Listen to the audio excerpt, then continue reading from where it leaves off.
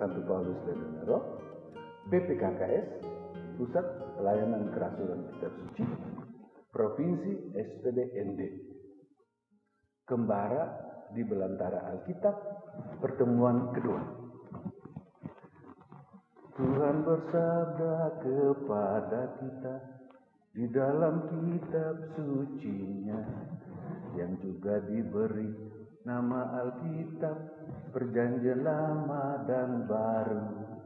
Mari kita buka dan membaca, agar hati pun terbuka dan menerima santapan sabda bagi kehidupan kita.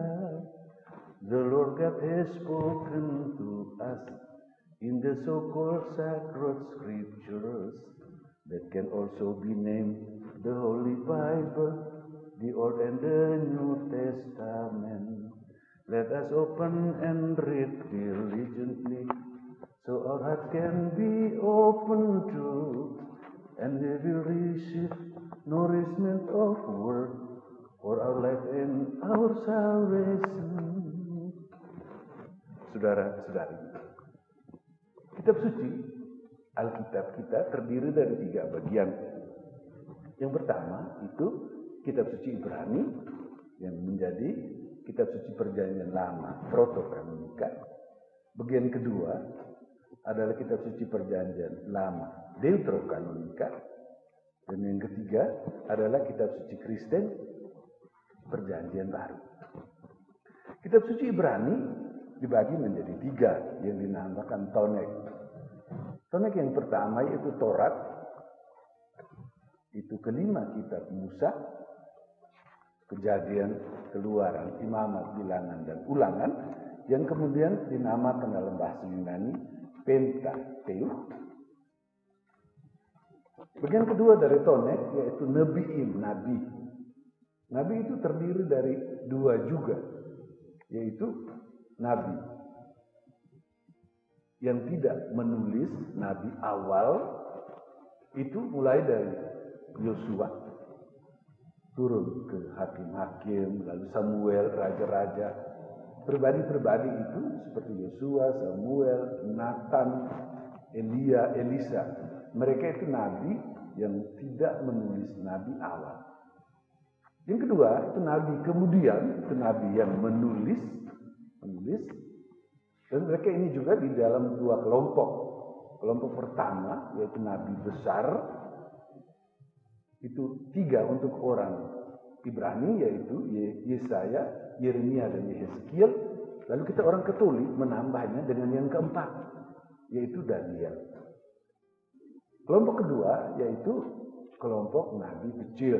Itu ada 12 nabi kecil.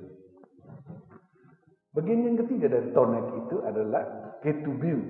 Ketubim itu kitab. Jadi semua kitab yang tidak masuk dalam Taurat dan masuk dalam Nebiim itu mereka masuk dalam Ketubim. Karena kita orang Katolik mempunyai 3 bagian dari Alkitab itu, kitab suci itu kita membuat pembagian. Yang pertama itu yang seperti pembagian kitab suci Ibrani, yaitu yang pertama Taurat. Lalu yang kedua kita punya itu Deuterokanonika itu. Dan yang ketiga kitab suci Kristen. Dengan demikian dia dibagi menjadi 4. Yang pertama kitab suci Perjanjian Lama dengan Taurat tadi, yang pertama. Lalu yang kedua itu kitab sejarah dari Yosua, Hakim, Rut, Samuel, Raja-Raja, Tawarikh, Esra, Nehemia, Tobit, Ester, Yudit, bahkan sampai Makabe. Itu kitab-kitab sejarah. Kitab kelompok yang kedua yaitu kitab itu kebijaksanaan atau kitab itu puitis, yaitu kitab Ayub, Mazmur, Amsal, Pengkhotbah, Kidung Agung, Putra Sirak, dan itu kebijaksanaan Salomo. Sedangkan Bagian yang keempat adalah kitab nabi-nabi. Jadi semua kita tempatkan dalam 4 kelompok itu, kita orang Katolik. Baik. Bagian pertama kitab suci Perjanjian Lama. Bagian kedua kitab suci Perjanjian Baru. Juga dengan pembagian.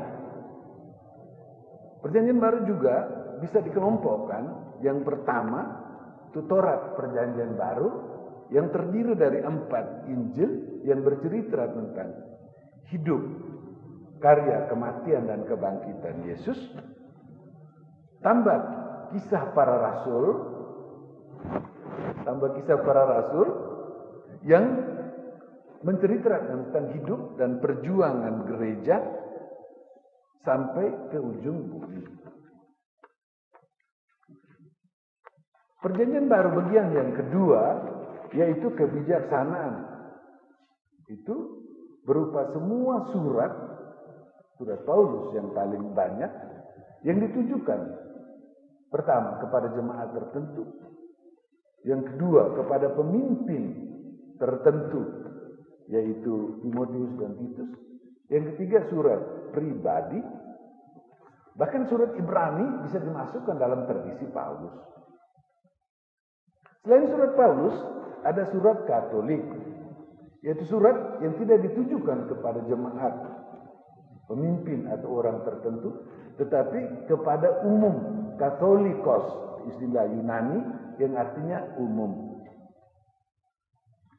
Selain Taurat Perjanjian Baru, kebijaksanaan Perjanjian Baru, ada juga kitab Nabi Perjanjian Baru, dalam hal ini Wahyu. Maka kita lihat, kita orang Katolik secara keseluruhan mempunyai kitab suci yang itu. Kejadian, Keluaran, Imamat, Bilangan, Ulangan, Yosua, Hakim, Rut, Samuel, Raja dan Tawarikh, Esra, Nehemia, Ester, Ayub, Mazmur, Amsal, Pengkhotbah, Kidung, Yesaya, Yeremia, Ratapan, Yeskiel, Daniel, Hosea, Yoel, Amos, dan Obadya.